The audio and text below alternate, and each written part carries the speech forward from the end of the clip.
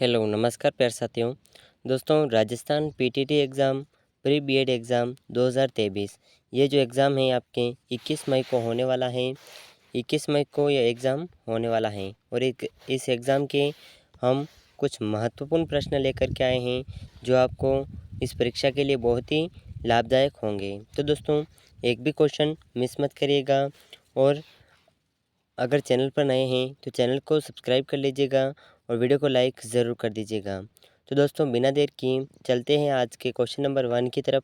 तो दोस्तों आज के इस वीडियो में हम शिक्षण अभिक्षमता के कुछ क्वेश्चन देखने वाले हैं, यानी कि टीचिंग एप्टीट्यूड के क्वेश्चन देखेंगे। तो दोस्तों टीचिंग एप्टीट्यूड के क्वेश्चन आपको कुछ इस तरह से देखने को मिलेंगे। तो दोस्तों टीचिंग एप्टीट्यूड का क्वेश्चन नंबर 1 है हमारे, जब एक शिक्षक विद्यार्थियों को कक्षा में पढ़ा रहा होता है तो इस प्रकार के संप्रेषण को कहते हैं। तो दोस्तों जब एक शिक्षक कक्षा में विद्यार्थियों को पढ़ाता है तो वह किस प्रकार संप्रेषण कहलाता है। तो ये संप्रेषण हो जाएगा हमारे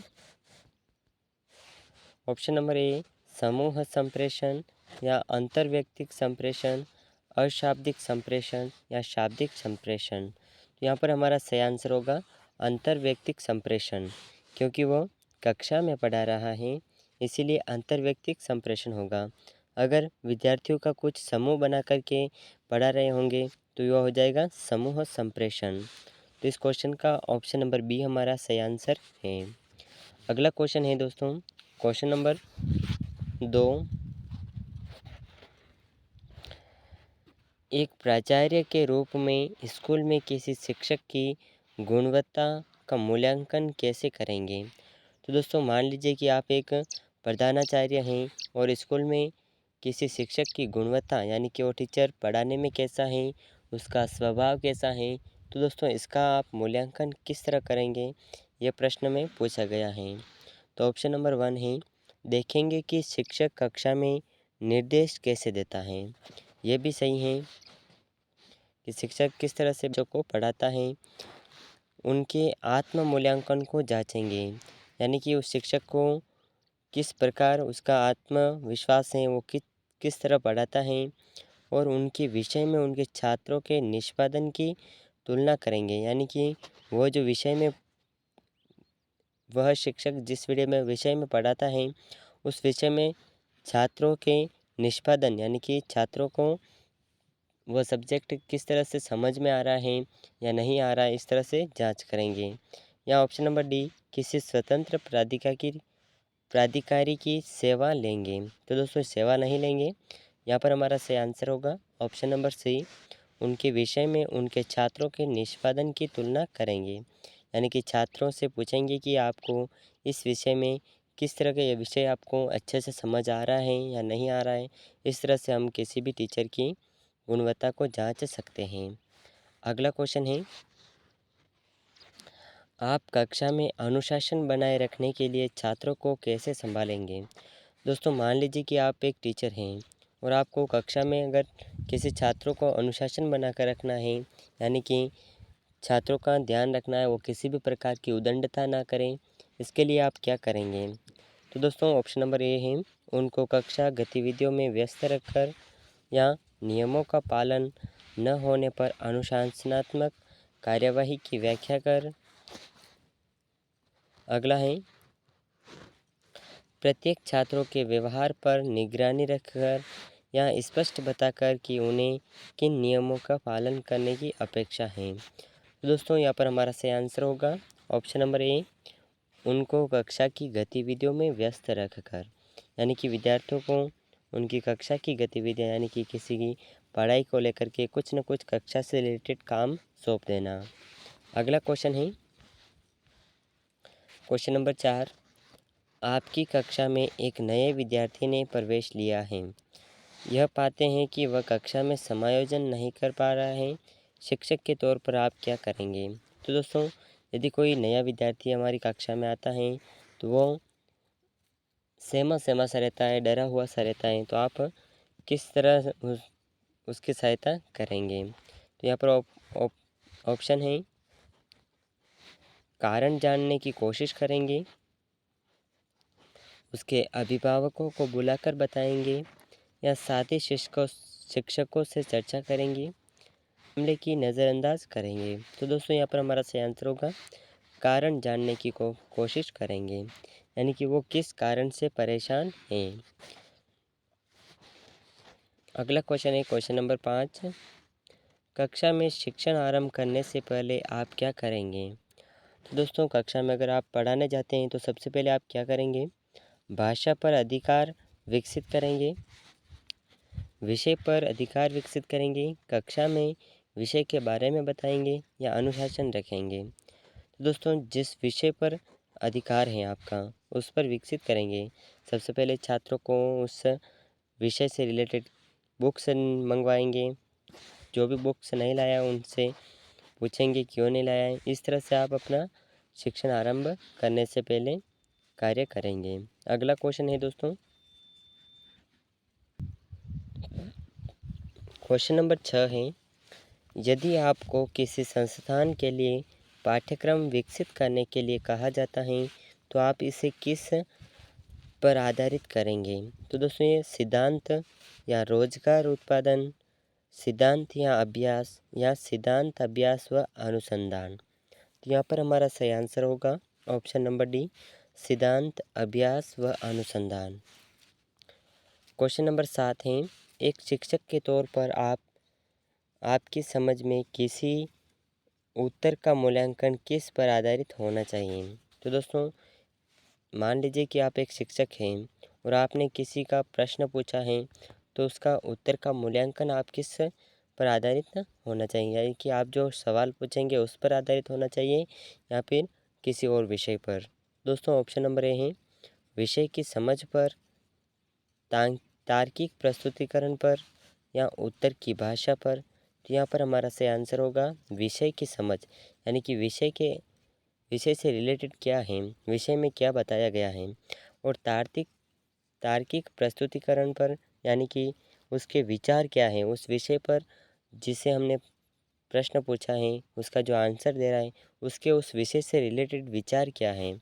इस प्रकार आप अपने उत्तर का मूल्यांकन कर सकते हैं। तो यहाँ पर हमारा ऑप्शन नंबर डी सही हो जाएगा। अगला क्वेश्चन है क्वेश्चन नंबर 8। सामाजिक परिपक्वता का अर्थ है सामाजिक संबंधों यथा परिवार, पड़ोसी, मित्रों, खेल साथियों, सहपाठियों व शिक्षकों के साथ अच्छे से संबंधों की स्थापना में परिपक्वता प्राप्त करना, यह कथन है। तो दोस्तों ये कथन सही है या गलत? पूर्णतः सही, अधिकांशतः सही, कुछ सही या असत्य। तो दोस्तों हमारा सही आंसर होगा ऑप्शन नंबर ए, पूर्णतः सही। अगला क्वेश्चन है क्वेश्चन नंबर 9। अधिकांश शिक्षण नेतृत्व कार्यक्रम शिक्षक की पर्यवेक्षक भूमिका पर केंद्रित होते हैं तथा उनकी नेता की भूमिका का समर्थन नहीं करते, यह कथन है। तो दोस्तों ये कथन किसका है? सत्य है या असत्य? पूर्णतः सही, अधिकांशतः सही, कुछ सही या असत्य। तो दोस्तों ये कथन असत्य है। क्वेश्चन नंबर 10 है, एक शिक्षक के लिए निम्न का प्रदर्शन आवश्यक है। दोस्तों एक शिक्षक के लिए किसका प्रदर्शन आवश्यक है?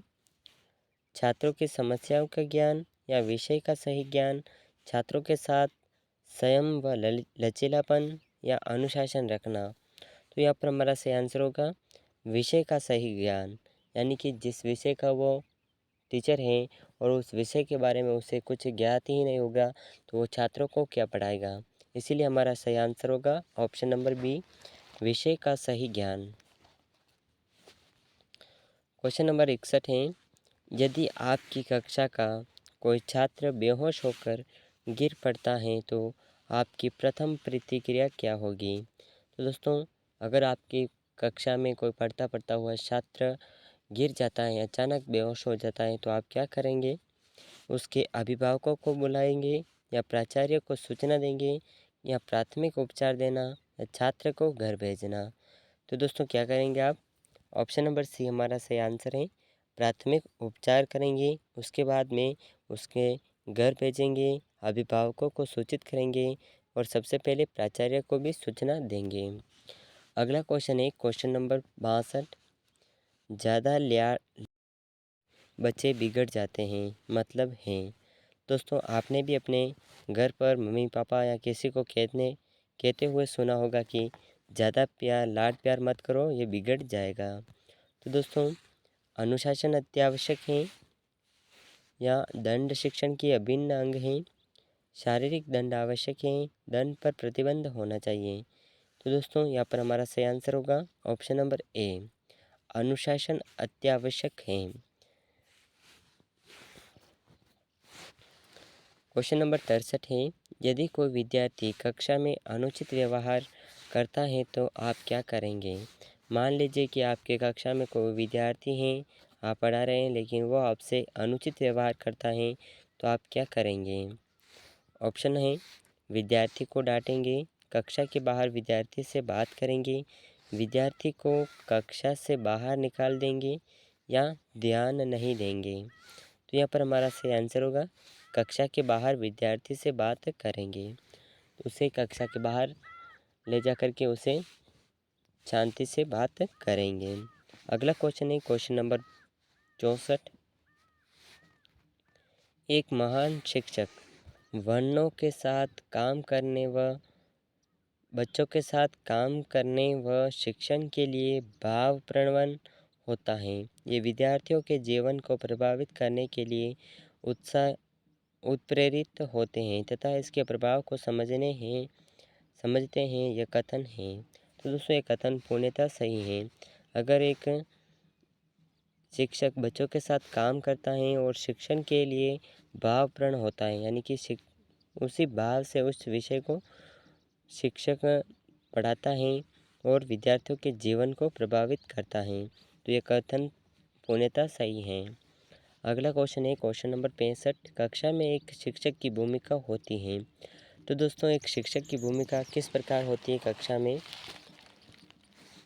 समृद्ध निदेशक की, समूह निदेशक की, समूह के नेता और मार्गदर्शक की या एक प्रेरक की, इनमें से कोई नहीं। तो यहाँ पर हमारा सही आंसर होगा एक प्रेरक की। जब भी हमारा कोई टीचर हमें पढ़ाता है तो हमें एक हमारा जो फेवरेट टीचर होता है उससे हम प्रेरणा मिलती है, पढ़ने की प्रेरणा मिलती है। तो दोस्तों क्वेश्चन नंबर 66 है, नवीन संचार माध्यमों जैसे टीवी, कंप्यूटर, इंटरनेट, मोबाइल आदि से संप्रेषण को कहा जा सकता है। दोस्तों ये कौन सा संप्रेषण है। अंतरक्रिया संप्रेषण, विकासात्मक संप्रेषण, सूचना रंजन, उक्त कोई नहीं। यहाँ पर हमारा सही आंसर होगा अंतरक्रिया संप्रेषण। क्वेश्चन नंबर 67 है, एक शिक्षक व्यावसायिक रूप से प्रतिबद्ध है यदि वह। तो दोस्तों एक शिक्षक व्यावसायिक रूप से किस प्रकार प्रतिबद्ध है। ऑप्शन नंबर ए है, अपने व्यवसाय और छात्रों के प्रति प्रतिबद्ध है, तो ये ऑप्शन भी सही हो जाएगा। अपने नियोक्ता के प्रति प्रतिबद्ध है, तो ये ऑप्शन गलत होगा। समाज के प्रति प्रतिबद्ध है, क्योंकि शिक्षक समाज के प्रति नहीं बल्कि अपने व्यवसाय यानी कि जिस विषय से वो पढ़ा रहा है और छात्रों के प्रति प्रतिबद्ध होगा। तो यहाँ पर हमारा ऑप्शन नंबर ए सही आंसर होगा। क्वेश्चन नंबर 68 है, आप क्या करेंगे यदि आप पाते हैं कि एक शिक्षक के तौर पर आप जातिवाद एवं संकीर्ण मानसिकता के शिकार हैं। तो दोस्तों यहाँ पर 4 ऑप्शन हैं। उचित मंच पर अपनी बात रखूँगा, अपनी नौकरी बचाने के लिए सहूँगा, मानवीय मूल्यों की वकालत करूँगा, इनमें से कोई नहीं। तो दोस्तों यहाँ पर हमारा सही आंसर होगा ऑप्शन नंबर ए, उचित मंच पर अपनी बात रखूँगा। क्वेश्चन नंबर 69 है, कक्षा में एक शिक्षक के सामने सबसे महत्वपूर्ण चुनौती क्या होती है। तो दोस्तों जब भी टीचर क्लास में पढ़ाता है तो उसके सामने सबसे महत्वपूर्ण जो चुनौती होती है वह चुनौती क्या होती है। शिक्षण अधिगम प्रक्रिया को आनंदमय बनाना या कक्षा में अनुशासन रखना, समय पर पाठ्यक्रम पूर्ण करना या उपरोक्त में से कोई नहीं। तो यहाँ पर हमारा सही आंसर होगा। शिक्षक के लिए सबसे बड़ी चुनौती होती है अधिगम प्रक्रिया को आनंदमय बनाना, यानी कि वो जिस सब्जेक्ट को पढ़ा रहे हैं उसे बहुत ही और उत्साह के साथ पढ़ाएं, जिससे बालकों का भी, विद्यार्थियों का मन अच्छी तरह से लगे।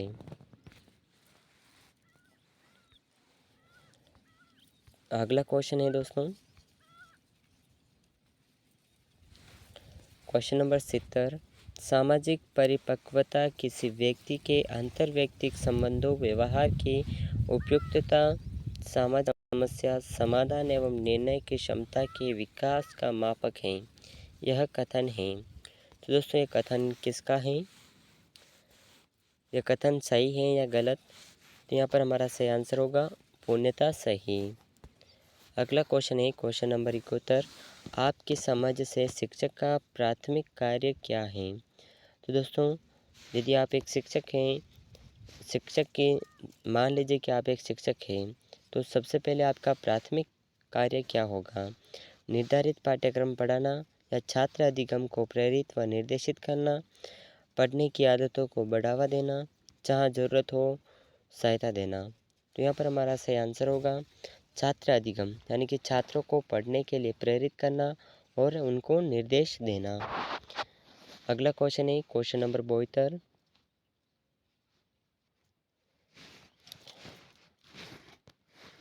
एक अल्प निष्पादन करने वाले छात्र को आप कैसे संभालेंगे? दोस्तों एक अल्प निष्पादन यानी कि किसी भी छात्र को, उसको जो पढ़ने में वो कमज़ोर है, तो दोस्तों ऐसे छात्र को आप किस तरह संभालेंगे? जब उसे कोई भी कार्य देते हैं आप, तो उसे कुछ भी याद नहीं होता है और फिर वो बहुत पीछे रह सकता है। ऐसे में आप क्या करेंगे? तो यहाँ पर ऑप्शन है, छात्र की अधिगम संबंधी समस्याओं को चिन्हित करेंगे, यानी कि वो जो पढ़ता है उसे कौन कौन सी समस्या है इसे आप अधिगम करेंगे, चिन्हित करेंगे। किसी मनोवैज्ञानिक की सहायता लेंगे या उसकी विशिष्ट आवश्यकता के अनुसार पाठ्यक्रम बनाकर। लेकिन दोस्तों उसकी आवश्यकता के अनुसार तो हम पाठ्यक्रम बना नहीं सकते, क्योंकि पाठ्यक्रम तो सबके लिए एक होता है और उसे पढ़ना ही होता है।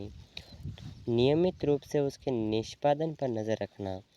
हाँ, ये ऑप्शन सही है दोस्तों, ऑप्शन नंबर डी, यानी कि कोई छात्र याद नहीं होता है, वो अल्प निष्पादन छात्र हैं, तो उसकी नियमित रूप से रोज़ाना उसको पढ़ने पर ध्यान देना चाहिए और उसके निष्पादन पर नज़र रखनी चाहिए।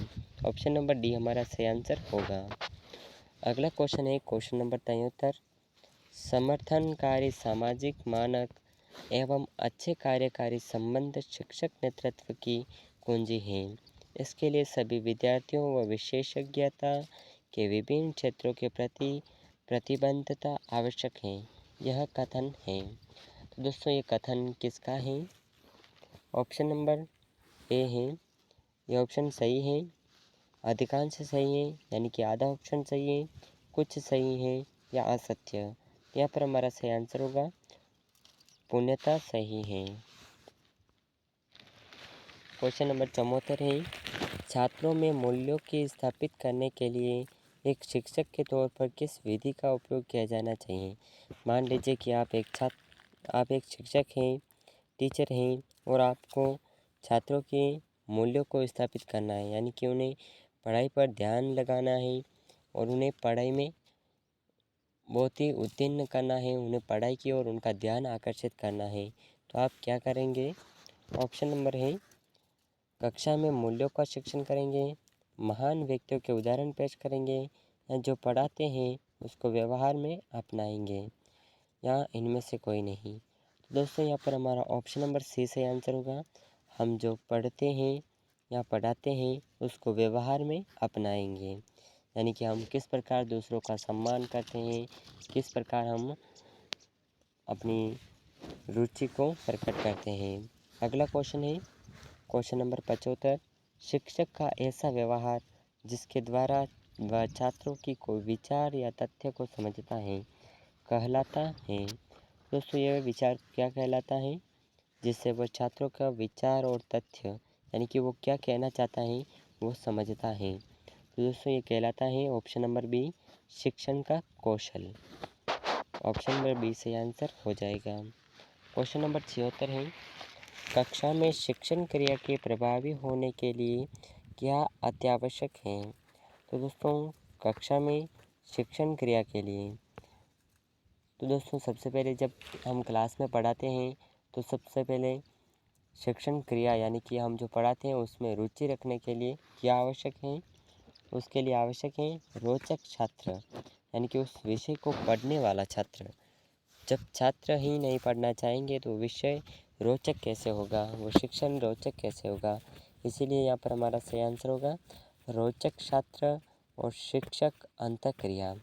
शिक्षक को पढ़ाने का मन और जानने वाला छात्र, उससे रिलेटेड समझने वाला छात्र। क्वेश्चन नंबर 77 है, स्वामी विवेकानंद के अनुसार शिक्षक की सफलता किस पर निर्भर करती है? तो दोस्तों ऑप्शन नंबर ए है विषय पर उसका अधिकार, छात्रों को नियंत्रित रखने की शक्ति पर, या भगवान के प्रति अनुपालन के भाव के साथ अपनी काग और कर्तव्यों पर ध्यान देना। तो दोस्तों ये हमारा सही आंसर होगा ऑप्शन नंबर सी, भगवान के प्रति अनुपालन के भाव के साथ अपनी काम और कर्तव्य पर ध्यान देना। अगला क्वेश्चन है क्वेश्चन नंबर 78, जब एक शिक्षक किसी विद्यार्थी की संप्रेषण करता है निम्न में से क्या महत्वपूर्ण होता है? यानी कि जब एक शिक्षक विद्यार्थी से बात करता है तो सबसे पहले क्या महत्वपूर्ण होता है?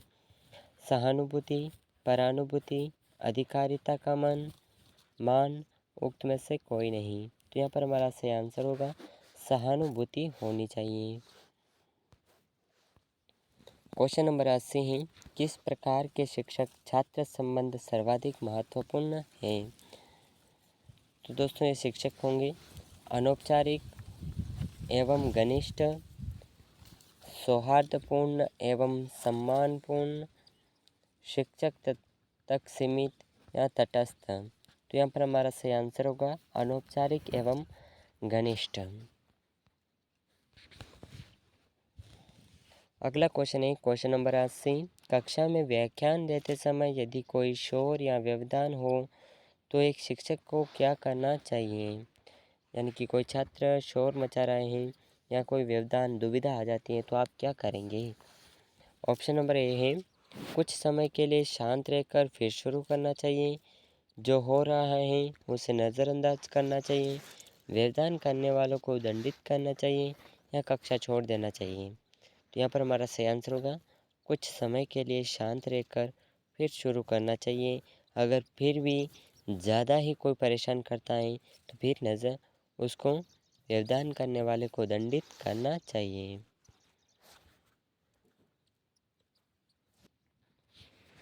क्वेश्चन नंबर 81 है, श्रवण संप्रेषण का सबसे महत्वपूर्ण पक्ष है, इसको बढ़ाने के लिए आप क्या करेंगे?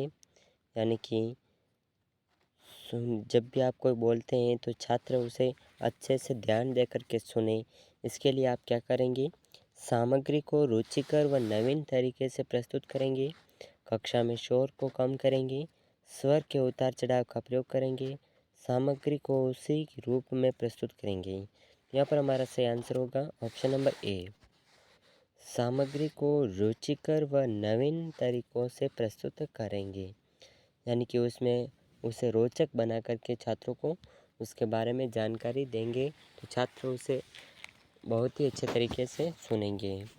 अगला क्वेश्चन है क्वेश्चन नंबर 83, सहयोगी प्रशासन के लिए आवश्यक है प्राचार्य शिक्षकों के साथ शक्तियों को साझा करने को तैयार हो तथा उसमें उनको नेता बनाने के कौशल विद्यमान हो।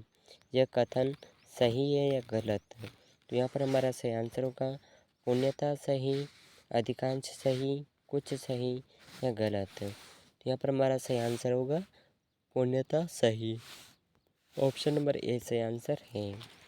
क्वेश्चन नंबर 83 है, छात्रों में लोकप्रियता को बढ़ाने के लिए आप क्या करेंगे? तो दोस्तों छात्रों में लोकप्रियता को बढ़ाने के लिए आप करेंगे अंक देने में उदारता बरतेंगे, छात्रों के साथ घनिष्ठता स्थापित करेंगे, छात्रों की समस्या का समाधान करने में मदद करेंगे, या अपने काम में मतलब रखेंगे। तो यहाँ पर हमारा सही आंसर होगा ऑप्शन नंबर सी, छात्रों की समस्या समाधान में मदद करेंगे। क्वेश्चन नंबर 84 है, कक्षा में शिक्षण प्रारंभ करने से पहले एक शिक्षक को क्या करना चाहिए? तो दोस्तों, शिक्षण प्रारंभ करने से पहले शिक्षक को विद्यार्थियों में रुचि पैदा करना चाहिए, यानी कि पढ़ने की भावना लानी चाहिए। ऑप्शन नंबर सी सही आंसर है। क्वेश्चन नंबर 85 है, कक्षा में पढ़ाते समय ध्यान में रखने योग्य पहला महत्वपूर्ण कदम क्या होता है? तो दोस्तों, कक्षा में अगर आप पढ़ा रहे हैं तो सबसे पहले ध्यान रखने योग्य महत्वपूर्ण कदम क्या होगा? छात्रों की पृष्ठभूमि जानना, या पढ़ाई जाने वाली सामग्री को व्यवस्थित करना, पूर्ण योजना निर्माण, या इनमें से कोई नहीं। तो यहाँ पर हमारा सही आंसर होगा पढ़ाई जाने वाली सामग्री को व्यवस्थित करना। क्वेश्चन नंबर 86 है, एक शिक्षक के रूप में आप कक्षा में अपना पहला दिन कैसे आरंभ करेंगे? जी हाँ दोस्तों, ये प्रश्न बहुत ही महत्वपूर्ण है कि अगर आप मान लीजिए कि आप पीटीटी की तैयारी कर रहे हैं और आपकी नौकरी लग जाती है, आप टीचर बन जाते हैं, तो उस पहले ही दिन आप क्या करेंगे? छात्रों के साथ एक अनौपचारिक परिचयात्मकता सत्र करेंगे, या छात्रों को विषय के स्वरूप और महत्व के बारे में बताएंगे, या छात्रों की समझ के स्तर पर निर्धारण को प्रयास करेंगे, छात्रों से पूर्व अध्यापक के बारे में जानकारी प्राप्त करेंगे। यहाँ पर हमारा सही आंसर होगा छात्रों के साथ एक अनौपचारिक परिचयात्मक सत्र करेंगे, यानी कि उनसे अच्छी तरीके से परिचित करेंगे। अगला क्वेश्चन है क्वेश्चन नंबर 87, श्रीमान कपूर बहुत मेहनती व आदर्श शिक्षक हैं, लेकिन फिर भी असफल हैं, इसका क्या कारण हो सकता है?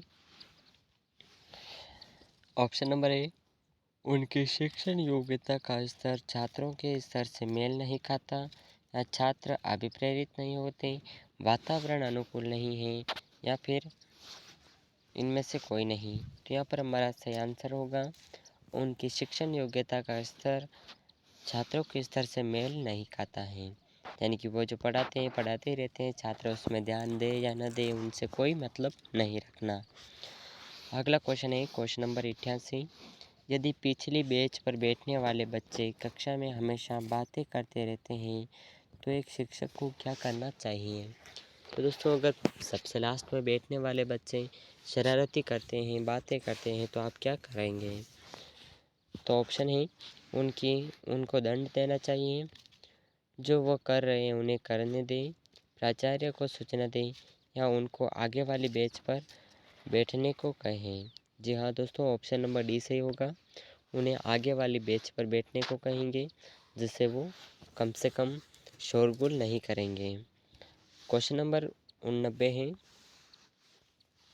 निम्न में से कौन सा कथन कक्षा में एक अध्यापक के लिए सर्वोत्तम है? तो वो पढ़ाता है जो छात्र जानते हैं, या एक मित्र, मार्गदर्शक व दार्शनिक होता है, कक्षा का नेता होता है, छात्रों के दृष्टिकोण को परिवर्तित करने वाला। यहाँ पर हमारा सही आंसर होगा टीचर एक मित्र होता है और मार्गदर्शक व दार्शनिक भी होता है। क्वेश्चन नंबर 90 है,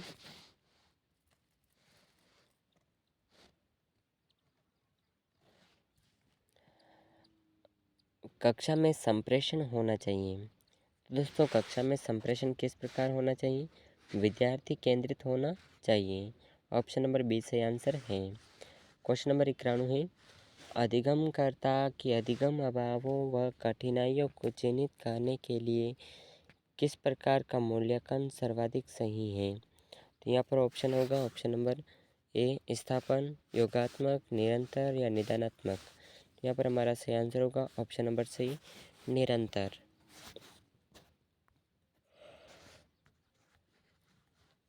क्वेश्चन नंबर 92 है, छात्रों की अधिकतम सहभागिता सुनिश्चित करने के लिए कौन सी विधि सर्वाधिक उपयुक्त है? तो दोस्तों, ये विधि होगी व्यवस्थान विधि, चर्चा विधि, पाठ्यपुस्तक विधि, दृश्य श्रवण सामग्री। तो दोस्तों ये हमारे सही आंसर होगा ऑप्शन नंबर बी, चर्चा विधि। छात्रों से उस विषय के बारे में चर्चा करेंगे। अगर छात्र नहीं जानते तो उस विषय में रुचि पैदा करना ही सबसे अधिकतम सहभागिता होती है। क्वेश्चन नंबर 93 है, किसी विद्यार्थी द्वारा गलत उत्तर दिए जाने पर आप क्या करेंगे। मान लीजिए कि आप एक टीचर हैं और आपने एक विद्यार्थी को क्वेश्चन किया है और अगर वह उसका गलत जवाब देता है तो आप क्या करेंगे। तो यहाँ पर ऑप्शन है ऑप्शन नंबर बी, बताए नज़रअंदाज कर अगले प्रश्न की ओर बढ़ जाएंगे, या फिर बताएंगे उत्तर गलत कैसे हैं, छात्र को चेतावनी देंगे, या वही प्रश्न दूसरे छात्र से पूछेंगे। तो यहाँ पर हमारा सही आंसर होगा उसे छात्र को समझाएंगे और बताएंगे कि उत्तर किस प्रकार गलत हुआ है। अगला क्वेश्चन है क्वेश्चन नंबर 94। सुनीता के पिता परीक्षा में उस पर कृपा करने के लिए आपके पास आते हैं, आप क्या करेंगे। और आपके किस क्लास से किसी भी विद्यार्थी का एग्ज़ाम है और उसके पिता आपके पास आते हैं और कहते हैं कि सर जी आप हमारे बच्चे को पास कर दीजिएगा, आपकी बहुत बड़ी मेहरबानी होगी, तो आप क्या करेंगे। तो दोस्तों यहाँ पर ऑप्शन है, उन्हें डांट देंगे, या फिर आप जड़ से मना कर देंगे कि ये आप क्या कह रहे हैं, ऐसा क्या कर रहे हैं, या फिर विनम्र हो दृढ़ता से मना कर देंगे, या प्राचार्य को सूचित करेंगे, इनमें से कोई नहीं। तो यहाँ पर ऑप्शन नंबर बी हमारा सही आंसर होगा, विनम्र होकर के दृढ़ता से मना कर देंगे कि सर ये हम नहीं कर सकते। अगर छात्र परीक्षा में अच्छे नंबर लाता है तो वो पास भी हो सकता है, और अच्छे नंबर नहीं ले पाता है तो वो फेल भी होगा। अगला क्वेश्चन है क्वेश्चन नंबर 95। आपके अनुसार पाठ्य योजना के महत्वपूर्ण तथ्य क्या हैं। तो यहाँ पर पाठ्य योजना के महत्वपूर्ण तथ्य क्या है दोस्तों। प्रस्तुतिकरण, पाठ में छात्रों की रुचि व संलिप्तता पैदा करने वाले सहायक सामग्री का उपयोग, या व्यवस्थित आवश्यकता पूर्ति, ऐसी विधि का प्रयोग जिससे व्यक्तिगत आवश्यकता की पूर्ति हो सकती है। क्वेश्चन ऑप्शन नंबर सी है कालक्रम, पाठ को तार्किक रूप से व्यवस्थित करना ताकि छात्र उसे आसानी से समझ व धारण कर सकें। तो ऑप्शन नंबर सी सही आंसर होगा, पाठ को तार्किक रूप से व्यवस्थित करना ताकि उसे छात्र आसानी से समझ और धारण कर सकें। क्वेश्चन नंबर 96 है, राम अपनी कक्षा में सबसे पिछली बेंच पर बैठे होने के कारण ब्लैक बोर्ड नहीं देख पा रहा। वह बार बार उठता है, देखता है और बैठ जाता है। आप इसे क्या अनुमान लगाओगे। तो यहाँ पर हमारा सही आंसर होगा, राम अपने सामने बैठे सहपाठी से छोटा है, या उसकी नज़र खराब है, बेंच में समस्या है, ब्लैक बोर्ड में समस्या है। तो दोस्तों यहाँ पर हमारा एक ही कारण हो सकता है कि राम उसके सामने जो बच्चा बैठा है उससे थोड़ा कद में छोटा है। क्वेश्चन नंबर 97, एक शिक्षक की असफलता का सबसे महत्वपूर्ण कारण हो सकता है। तो यहाँ पर हमारा सही आंसर होगा, विषय पर अधिकार का अभाव, जिससे एक शिक्षक असफल हो जाता है। अगला क्वेश्चन है क्वेश्चन नंबर 98। ग्रामीणों में साक्षरता को बढ़ावा देने के लिए आप संप्रेषण की किस विधि का उपयोग करेंगे। तो दोस्तों यानी कि आपके गांव में कोई ग्रामीण है और आप उनसे जाकर के शिक्षा को बढ़ावा देने यानी कि बच्चों को स्कूल भेजने के लिए आप उसे किस प्रकार समझाएंगे। तो यहाँ पर ऑप्शन है श्रव्य दृश्य सामग्री विधि, यानी कि आप उन्हें बोलेंगे और कुछ चित्र वगैरह लेकर जाएंगे, चार्ट वगैरह, इससे वो उनकी समझ आएंगे। या फिर प्रदर्शन करेंगे, उनके सामने छात्रों को बुलाएंगे और कविता वगैरह सुनवाएंगे, या फिर समूह चर्चा करेंगे, या इनमें से कोई नहीं। तो दोस्तों इसका एक ही उपाय है ऑप्शन नंबर सी, समूह चर्चा करेंगे। ग्रामीणों के साथ में बैठ कर के उन्हें समझाएंगे कि साक्षरता का कितना महत्व है और किस प्रकार पढ़ने के बाद में छात्र अपनी योग्यता हासिल करता है, इस तरह समझाएंगे। अगला क्वेश्चन है क्वेश्चन नंबर 99। आप अपनी पाठ्य योजना कैसे बनाते हैं? दोस्तों मान लीजिए कि आप एक छात्र हैं, मान लीजिए कि आप एक शिक्षक हैं और आपको उस पाठ को पढ़ाना है, तो उसकी योजना आप किस प्रकार बनाएंगे? छात्रों को समझ के स्तर का निर्धारण करेंगे, छात्रों की व्यक्तिगत आवश्यकता का निर्धारण करेंगे, उपयुक्त विधि का चयन करके, पाठ्यक्रम की मांग का निर्धारण करके। तो यहाँ पर हमारा सही आंसर होगा छात्रों की समझ के स्तर का निर्धारण करके। क्वेश्चन नंबर 100 है, एक शिक्षक की पेशेवरता की बेहतरीन परिभाषा हो सकती है। दोस्तों इसकी बेहतरीन परिभाषा क्या हो सकती है? किस सीमा तक शिक्षक व्यावसायिक संहिता को स्वीकार करता है, या फिर ऑप्शन नंबर बी है, वो अपने वेतन के लिए काम करता है, पेशेवर योग्यता प्राप्त कर है, या इनमें से कोई नहीं। दोस्तों यहाँ पर हमारा सही आंसर होगा ऑप्शन नंबर ए, किसी सीमा तक शिक्षक व्यावसायिक संहिता को स्वीकार करता है। तो दोस्तों ये शिक्षण अभिक्षमता के कुछ महत्वपूर्ण प्रश्न थे जो राजस्थान की सभी प्रतियोगी परीक्षाओं के लिए बहुत ही महत्वपूर्ण प्रश्न हैं, और पीटीईटी यानी कि प्री बीएड परीक्षा और बीएसटीसी के एग्ज़ाम में इस तरह के क्वेश्चन आपके लिए बहुत ही हेल्पफुल साबित होंगे। और दोस्तों अगर आप चैनल पर नए हैं तो चैनल को सब्सक्राइब कर दीजिएगा, वीडियो को लाइक नहीं किया है तो वीडियो को एक लाइक ज़रूर कर दीजिएगा। और दोस्तों इस पेपर के जो यह भाग 6 हैं सामान्य ज्ञान एवं विज्ञान, इसका हम एक टॉपिक कवर कर चुके हैं, तो उसका लिंक भी आपको डिस्क्रिप्शन में मिल जाएगा, वहाँ से आप इन क्वेश्चन को देख सकते हैं। तो दोस्तों उम्मीद करते हैं कि ये क्वेश्चन आपको अच्छे से समझ में आए होंगे। और दोस्तों मिलते हैं नेक्स्ट वीडियो में, तब तक के लिए जय हिंद जय भारत।